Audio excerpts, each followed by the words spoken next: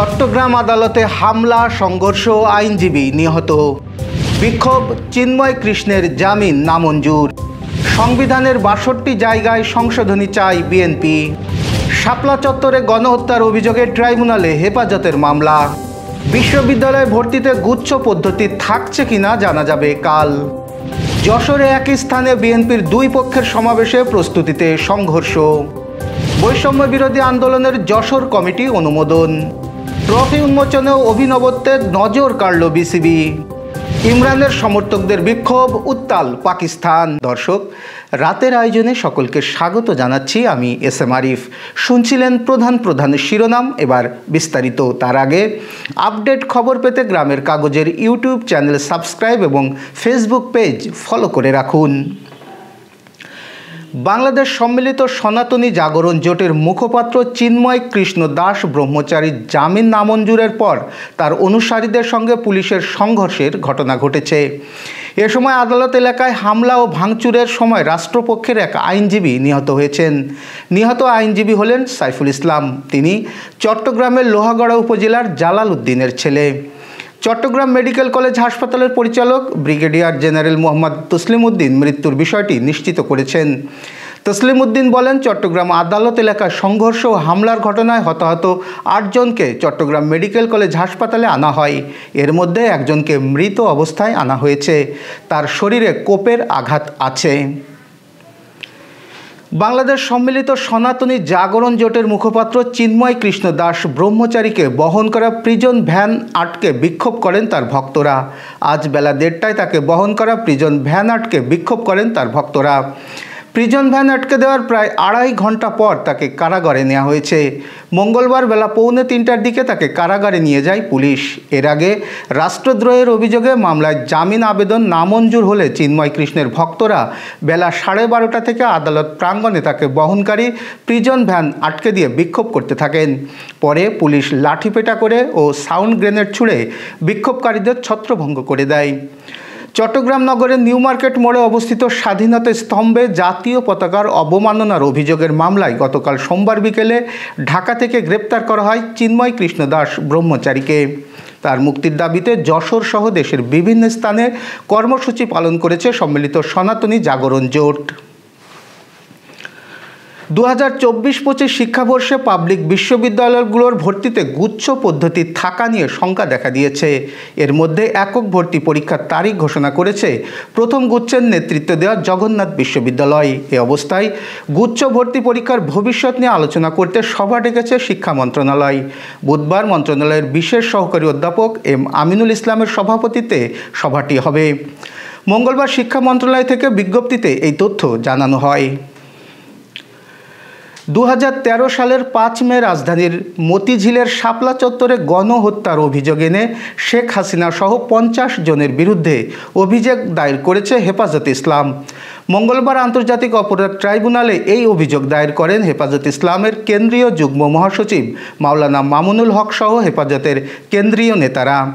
অভিযোগে বলা হয়েছে, শান্তিপূর্ণ সমাবেশে ব্ল্যাক আউট করে আইন শৃঙ্খলা বাহিনীর অতর্কিত হামলায় গুলি করে হত্যা করা হয় শতাধিক ধর্মপ্রাণ মুসলমানদের। পরে সরকারের পক্ষ থেকে শাপলা চত্বরে গুলি করে কাউকে হত্যা করা হয়নি বলে দাবি করে তৎকালীন সরকার। এই ঘটনার সুষ্ঠু তদন্ত করে দোষীদের শাস্তির দাবি জানান তারা। দ্বিকক্ষ বিশিষ্ট সংসদ ও গণভোটের বিধান রাখাসহ সংবিধানের ৬২ জায়গায় সংশোধনীর প্রস্তাব দিয়েছে বিএনপি। মঙ্গলবার সকালে সংবিধান সংস্কারের লক্ষ্যে গঠিত কমিশনের কাছে নিজেদের প্রস্তাবনাটি জমা দেয় দলটি। সংবিধান সংস্কারে দলের প্রস্তাবনাগুলো তুলে ধরতে এদিন সংসদ ভবনে যায় বিএনপির একটি প্রতিনিধি দল। প্রতিনিধি দলটির নেতৃত্বে ছিলেন দলের স্থায়ী কমিটির অন্যতম সদস্য সালাউদ্দিন আহমেদ। সংবিধান সংস্কার কমিশন প্রধান ডক্টর আলী রিয়াজের নেতৃত্বাধীন কমিটির সঙ্গে সেখানে প্রায় পৌনে ১ ঘণ্টাব্যাপী বৈঠক করেন তারা। দ্বিকক্ষ বিশিষ্ট সংসদ ও গণভোটের বিধান রাখার প্রস্তাব ছাড়াও বিএনপির উল্লেখযোগ্য প্রস্তাবনাগুলোর মধ্যে আছে যেন পরপর ২ বারের বেশি কেউ প্রধানমন্ত্রী না হতে পারে, ক্ষমতার বিকেন্দ্রীকরণের স্বার্থে যেন উপপ্রধানমন্ত্রী ও উপরাষ্ট্রপতি পদের বিধান অন্তর্ভুক্ত করা হয়। এবার যশোর সহ আঞ্চলিক সংবাদ। যশোরের শার্শা উপজেলায় বিএনপির দুই পক্ষের আভ্যন্তরীণ দ্বন্দ্ব সংঘর্ষে রূপ নিয়েছে। মঙ্গলবার শার্শা উপজেলার গোড়পাড়া সরকারি প্রাথমিক বিদ্যালয় মাঠে বেলা ৩টায় দুই পক্ষের সমাবেশ ছিল। দুপুর 12:30টার দিকে দুই পক্ষের মধ্যে সংঘর্ষে সমাবেশ পণ্ড হয়ে যায়। সংঘর্ষে ৩ জন আহত হয়ে প্রাথমিক চিকিৎসা নিয়েছেন। এ সময় কয়েকটি ককটেলের বিস্ফোরণ ঘটিয়ে আতঙ্ক সৃষ্টি করা হয়। পরে পুলিশ ঘটনাস্থলে গিয়ে পরিস্থিতি নিয়ন্ত্রণ করে। এই দুই পক্ষের মধ্যে দীর্ঘদিন ধরে আভ্যন্তরীণ কন্দল চলছে। বিএনপির কেন্দ্রীয় সাবেক দপ্তর সম্পাদক মফিকুল হাসানের এক পক্ষ, উপজেলা কমিটির সাধারণ সম্পাদক হাসান জহির অপর পক্ষের নেতৃত্বে রয়েছে। বৈষম্য বিরোধী ছাত্র আন্দোলন যশোর জেলা শাখার 101 সদস্য বিশিষ্ট আহ্বায়ক কমিটি অনুমোদন দেওয়া হয়েছে। কমিটির আহ্বায়ক করা হয়েছে রাশেদ খানকে। এছাড়া সদস্য সচিব হয়েছেন জেসিনা মুর্শিদ প্রাপ্তি। মঙ্গলবার বিকেলে বৈষম্য বিরোধী ছাত্র আন্দোলনের অফিসিয়াল ফেসবুক পেজে আগামী 6 মাসের জন্য এই কমিটি অনুমোদন দেওয়া হয়। বৈষম্য বিরোধী ছাত্র আন্দোলনের আহ্বায়ক হাসনাত আবদুল্লাহ ও সদস্য সচিব আরিফ সোহেলের সই করা চিঠিতে এই অনুমোদনের কথা জানানো হয়। যশোর বাঘারপাড়া পদ্মবিলা রেলওয়ে জংশনের নাম পরিবর্তন করে রাধানগর জংশন করার দাবিতে মঙ্গলবার বিকেলে এলাকাবাসী স্টেশন চত্বরে মানববন্ধন করেন। এবার খেলার সংবাদ। কাল থেকে শেরেবাংলা জাতীয় ক্রিকেট স্টেডিয়ামে শুরু হতে যাচ্ছে বাংলাদেশ নারী ক্রিকেট দলের বিপক্ষে আয়ারল্যান্ডের 3 ম্যাচের ওয়ানডে সিরিজ। সিরিজের আগে আজ ছিল দুই দলের সংবাদ সম্মেলন ও ট্রফি উন্মোচনের আয়োজন। ট্রফি উন্মোচনের বিসিবির নতুনত্ব নজর কেড়েছে সবার। কোনো স্ট্যান্ডের উপর রাখা ট্রফির উপর থেকে পর্দা সরিয়ে নেওয়া উন্মোচন নয়। মঞ্চের উপর বাংলাদেশ অধিনায়ক নিগার সুলতানা জ্যোতি ও আইরিশ অধিনায়ক গ্যাবি লুইস দাঁড়িয়েছিলেন বটে, কিন্তু সেখানে কোনো ট্রফি ছিল না। প্রযুক্তি ও পেশাদারির ছোঁয়ায় স্বয়ংক্রিয়ভাবে সেই ট্রফি উঠে এলো মঞ্চে। ট্রফি যখন পুরোপুরি দৃষ্টিগোচর হলো, মঞ্চ উল্টে থাকলো হাজার কনফেত্তি। বাংলাদেশে এভাবে ট্রফি উন্মোচন অনেক নতুন বলতে হয়। এই ট্রফি জিততে চান জ্যোতি, সেটা প্রতিপক্ষকে ধবল ধোলাই করে। Renaissance hospital and diagnostic centre. রেনেসাতেই মিলছে কম খরচে উন্নত সেবা। তাই নিশ্চিন্তে আমাদের সেবা নিন, সুস্থ থাকুন।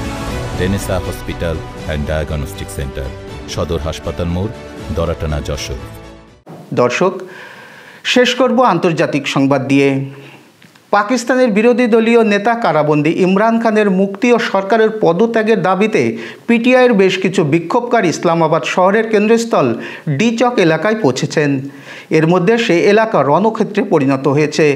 পরিস্থিতি নিয়ন্ত্রণে আনতে নিরাপত্তা বাহিনী বিক্ষোভকারীদের উপর কাঁদানে গ্যাস শেল ছুড়েছে। ডি চক হল ইসলামাবাদের অত্যন্ত সুরক্ষিত রেড জোনের একটি গোল চত্বর।